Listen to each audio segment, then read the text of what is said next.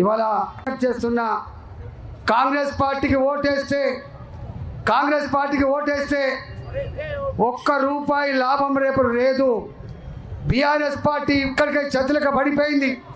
BRS పార్టీకి ఓటేస్తే కేసీఆర్ మాటలో చెప్పాలంటే మోరులేసినట్టే. కాబట్టి నా ఇక్కడ అధికారం లేదు, ఢిల్లీలో అధికారం వచ్చే ఆస్కారం లేదు, కొట్లాడే ఆస్కారం లేదు, బీఆర్ఎస్ పార్టీ అని చెప్పి పెట్టి మొత్తమే కథమైపోయిన సందర్భం. కాబట్టి ఇవాళ తెలంగాణ ప్రజలు ఆనాడు మనం ఓటేసి గెలిపించినాం, కానీ మనం నట్టేయడం ఉంచండి. కాబట్టి ఇవాళ టీఆర్ఎస్ పార్టీ ఇవాళ పేరు బీఆర్ఎస్ పార్టీకి ఓటు వేయొద్దని చెప్పి మనం చేస్తూ ఉన్నా.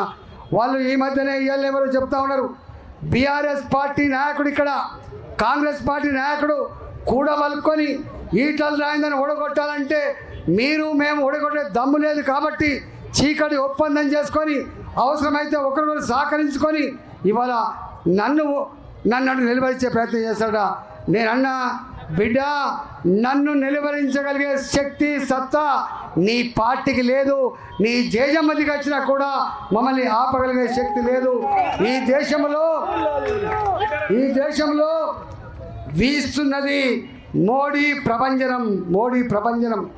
మొన్ననే తెలంగాణ గడ్డ మీదకి ఎన్నికల శంఖారావం పూరించడానికి మల్కాజ్గిరి చౌరస్తాకు వస్తే లక్షల మంది పిల్ల జల్ల అనకుండా ముసలిముతుగా అనకుండా ఆ ర్యాలీకి వచ్చి మోడీ గారికి ప్రేమను కురిపిస్తూ ఉంటే, మోడీ గారు మేమంతా మీ వెంట అంటా ఉంటే వారు పొంగిపోయినరు.